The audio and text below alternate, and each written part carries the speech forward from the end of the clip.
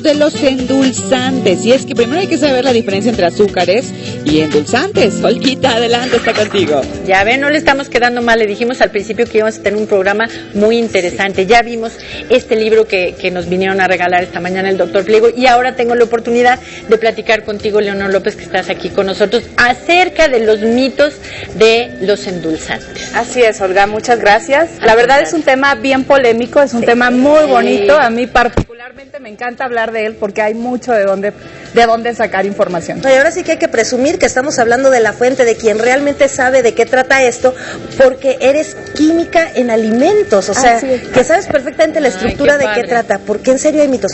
Por un lado, empecemos. Endulzantes o edulcorantes significa que para todos más o menos tenemos el mito, pero ¿qué es realmente? Así es. Mira, Paulina, los endulzantes son sustancias o son compuestos que tienen la propiedad de endulzar. Es decir, un endulzante o un edulcorante es una sustancia que te da un sabor dulce a lo que tú comes. Y existen básicamente dos grupos de edulcorantes. Tenemos los edulcorantes que son calóricos, que todo el mundo los conocemos y los hemos consumido, como la miel, el azúcar de mesa, ya sea azúcar blanca o azúcar morena. Y tenemos otro grupo muy importante que ahorita está teniendo gran empuje, que son los edulcorantes no calóricos, que son sustancias que te dan el dulzor, ¿sí? Pero son mucho más dulces que el azúcar común, de tal forma que tú necesitas consumir cantidades muy pequeñitas y de esa forma tú logras abatir el aporte calórico. Wow. Bueno, ya que conocemos esta diferencia, ¿por qué existen estos mitos de que abusar de ellos puede no ser de mucho beneficio para nuestra salud? Bueno, básicamente sobre todos estos mitos que hay alrededor de los edulcorantes, se dice que si son carcinogénicos, que si estás embarazada no los puedes consumir porque puede generar daños en el feto o en el bebé, que si tienes un niño pequeño no se los debes dar porque puede interrumpir el crecimiento. La verdad es que todos estos mitos han surgido por alguna desinformación que ha habido por muchos profesionales. Y bueno, básicamente también por una estrategia de guerra de marcas en el mercado, ¿no? La verdad es que al día de hoy hay tantas opciones y todas muy saludables, muy seguras para el consumidor. Tú que conoces tanto de este tema, ¿nos puedes decir qué contiene? Sí. Por ejemplo, los del sobrecito azul, no vamos a decir más. Es que son como que tres básicos, sí, ¿no? Son tres básicos. Son tres básicos, por lo menos los que usamos más aquí en México. Unos se pueden hornear, otros no se pueden hornear. Así es. Entonces ahí hay misterio. Así es. Hay tres básicos. Sí. El primero, el que lleva ya muchos años, el primer edulcorante que se produjo a nivel masivo, a nivel mundial, fue la sacarina. Y ustedes la deben identificar porque en el súper es una cajita rosa. Entonces, cada edulcorante ustedes lo pueden identificar por un color. Después de la sacarina, que fue el primer sustituto de azúcar que se produjo a nivel mundial, vino lo que se conoce como el aspartame. Y vino toda la información y todos los mitos y todos los miedos sobre el consumo de aspartame. El aspartame es un sustituto de azúcar también, que es como una proteína pequeñita que cuando uno la consume se metaboliza igual que una proteína. Entonces, a mí siempre me encanta el aspartame porque todo el mundo dice, bueno, la fenilalanina te puede dañar, te puedes morir si consumes fenilalanina.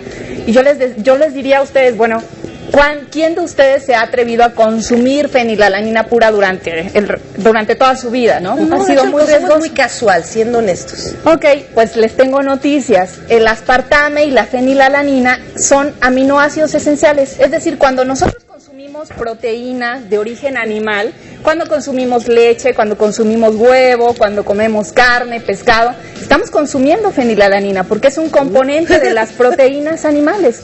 Entonces no pasa absolutamente nada. Simplemente que con el aspartame, así como hay personas que son intolerantes al gluten, que no pueden metabolizar el gluten, como hay personas que no pueden desdoblar la lactosa, así hay personas que no pueden metabolizar la fenilalanina. El aspartame es un sustituto de azúcar también y se identifica con el color azul. Sí. Cuando ustedes vayan al súper y se paren frente a los pasillos donde están todos los edulcorantes, aquellas cajitas que sean de un fondo azul es que seguramente tienen aspartame como endulzante. Después vino el boom de la sucralosa, ¿no? Sí, la sucralosa es también un sustituto de azúcar que se obtiene de la molécula del azúcar, pero fue modificada químicamente. Entonces, es una molécula que ahora te endulza 600 veces más que el azúcar común. Entonces, y esta sí se puede hornear. Esta se puede hornear, es muy estable a temperaturas de horneado. a diferencia de un aspartame. Pero ahora bien, sí hay que, o sea, pasa aquí algo muy curioso, como dices, puede ser desde una guerra de marcas, hay que decirlo tal cual, de mala información, pero te lo juro que yo hasta ahorita no he ido con un solo doctor, dígase alópata o homeópata, que lo primero que te dicen, no tomes eso, no consumas eso, ¿no? Dicen, en todo caso vete por la opción natural, y hasta te dicen eso de que light, que cero y que no sé qué, te dicen, prefiero que lo tomes completo a que estés tomando estas cosas que te pueden dañarte, desde cosas leves como celulitis hasta verdaderos daños, pero realmente investigas y no hay evidencia científica de que te hagan daño. Efectivamente, Paulina, no hay una evidencia científica contundente que diga que el consumo en humanos genera un daño importante a la salud. Tal es así el caso que en Estados Unidos, la FDA, en la Comunidad Europea, en lo que se conoce como Códex Alimentario, y actualmente en México están incluidos en el catálogo donde hay en México un catálogo de aditivos y de ingredientes que están permitidos para su uso en alimentos.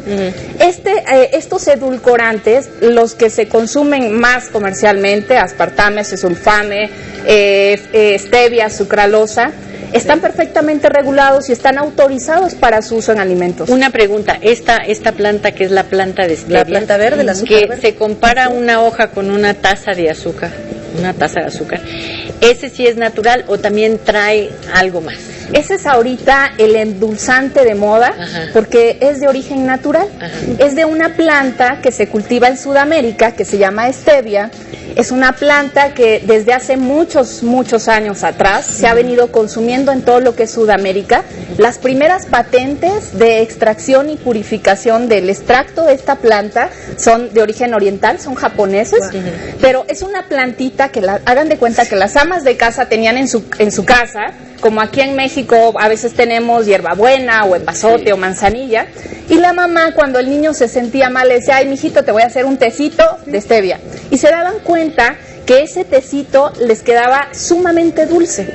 Empezaron a investigar y se dieron cuenta que el extracto, que esas hojitas de esa planta de stevia tenían algunos componentes que daban mucho dulzor, y empezaron las investigaciones, y ahora lo que hacen es obtener un extracto de esa planta, y es lo que se comercializa ahorita como stevia, que es el único ahorita endulzante de origen natural porque se extrae de una planta. Todos los demás entonces son de origen artificial, y realmente cada persona entonces tiene que ver cuál es el tipo de azúcar, porque como tú dices, si tú eres alérgico a ciertos componentes, pero no tiene nada que ver con que sea endulzante, sino el componente de ese endulzante en específico. Así es, porque básicamente los endulzantes comerciales, los sobrecitos, tienen el endulzante, el edulcorante no calórico que le da el dulzor, y un ingrediente más que le da el volumen. Que era entonces, como la textura. Exactamente, y es la diferencia entre un sustituto de azúcar y otro. Mira, qué bueno, porque este es un tema muy bueno, y nos trajiste regalitos. Así es. A ver, cuéntanos, Patricia, ¿por qué nos vemos? Bueno, traemos 5 kits de productos para las primeras 5 personas que nos llamen. Así que llámenos, y con esto muchísimas gracias. Gracias, eres un amor. Nos vamos con Gracias, Leonor. Gracias.